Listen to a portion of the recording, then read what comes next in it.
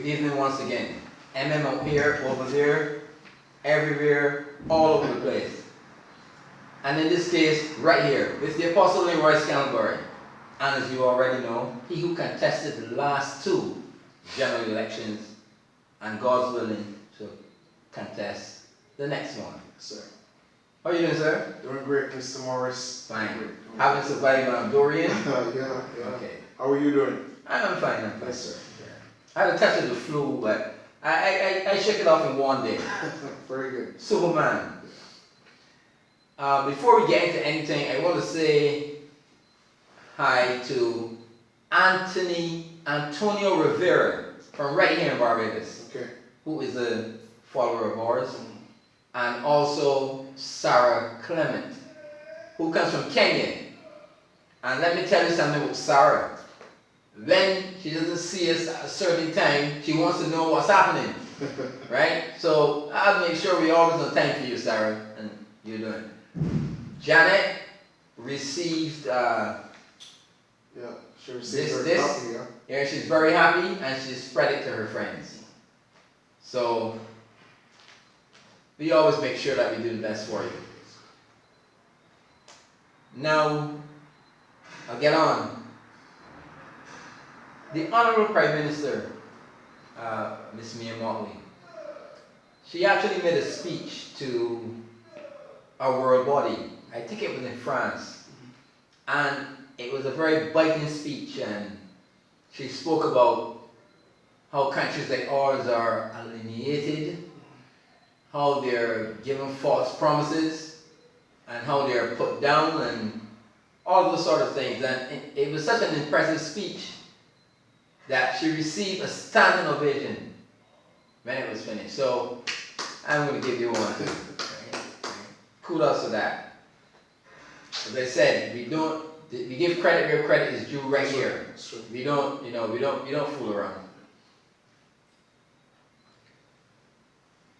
One of my subscribers, well, he works on the beach, but one of my subscribers still, he wanted to know, and I want to know too.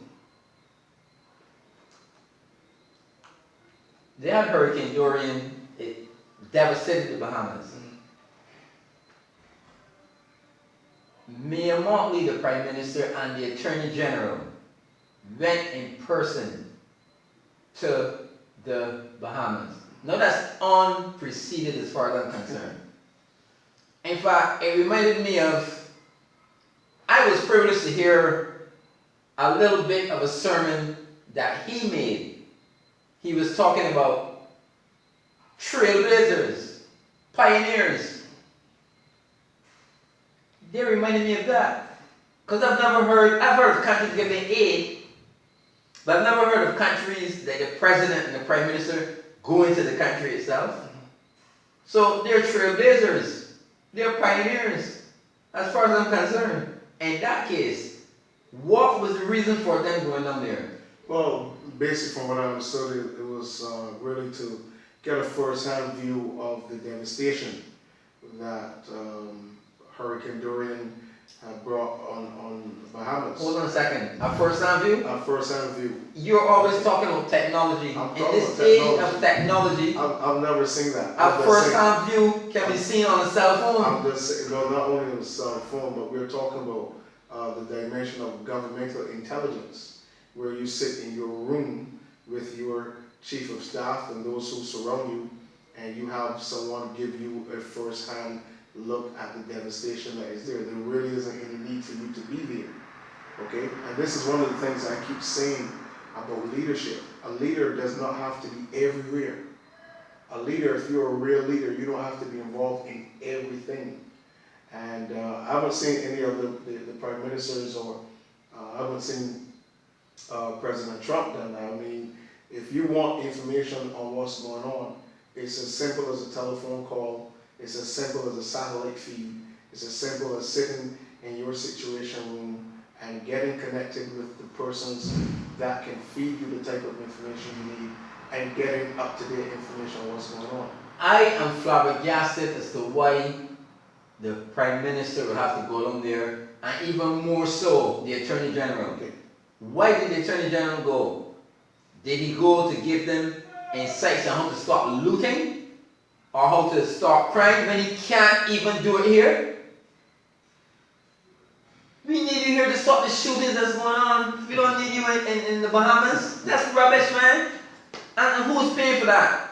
I would only be satisfied with that if the Bahamian government was paying for it. But I'm quite sure that they didn't pay for it. So, money that should be helping to buy buses, we're going to add that on to the money that was wasted with the African visits. And this is supposed to be an administration that said that we don't have any money. But yet you can find money to squander on foolishness.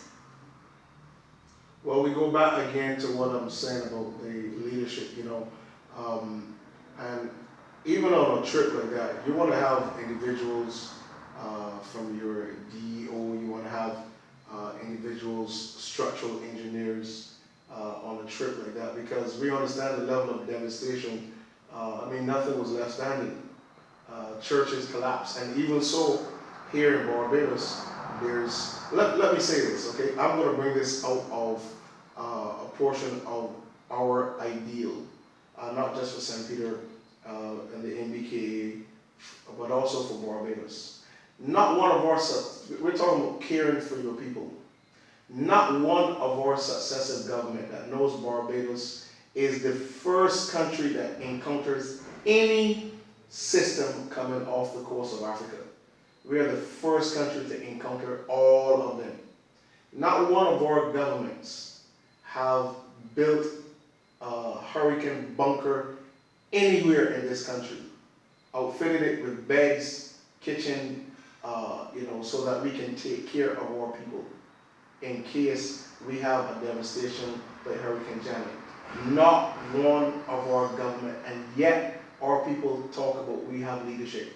We have no leadership here in Barbados. Okay? There's none in any parish. Okay? Besides that, we're not just talking about bunkers. We're still depending on old schools and old churches to be our hurricane shelters.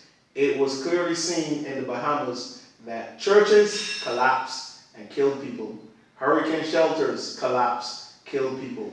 We are still in that same system in Barbados. We really have no plan going forward if we encounter a Category 4 or a Category 5 hurricane, and that's a very sad situation. Talking about people being killed, why didn't you take along on one of the 2 or 3 of the top undertakers here? Because that would fit right into the run. Well, that's jurisdiction, so that will be another situation. But what I'm saying, Mr. Morris, is again, people are talking about leadership. People who understand leadership and what strong leadership is about knows that a strong leader does not have to be in everything, does not have to be everywhere, and does not have to be involved in everything. And this is, the more that our Prime Minister acts that way, it shows a chink in the armor, meaning that she's beginning to understand she cannot trust the people around her to do an efficient or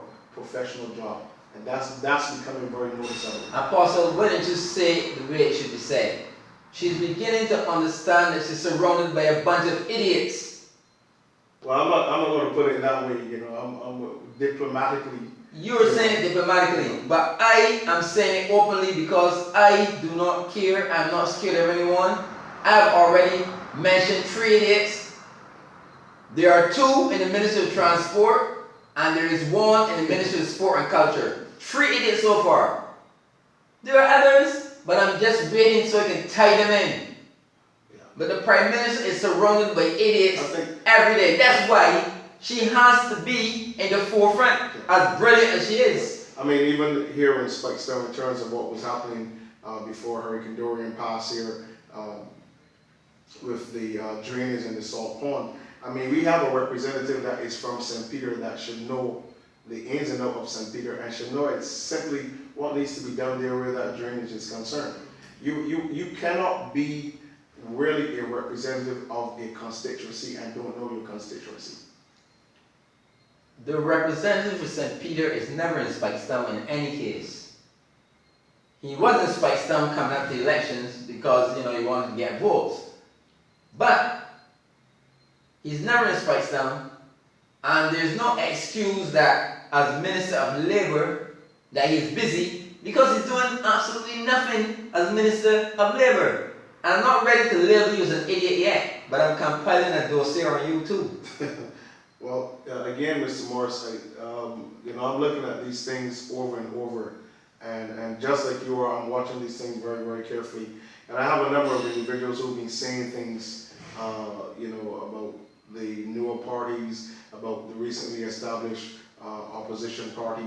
But one of the things that we must understand about Barbados, and I go back to what I said, the concept of doing things that moves the country forward versus doing things that moves your people forward. And this is what is happening in Barbados right now. There are just so many things that seems to be trying to put Barbados on the map, but not putting our people on the map. Yes, that is something that you've mentioned hundreds of times in my presence. And it's exemplified every time. That going to the Bahamas was a complete waste of money. A complete waste of money. Yeah, and you know it too. The Prime Minister, you know it too.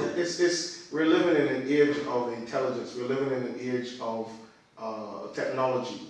Okay? The President of the United States, whenever there's a situation, they have what is called the Situation Room. Okay? That's where all of the generals, all of those individuals who are responsible for getting intel to the President, they are there.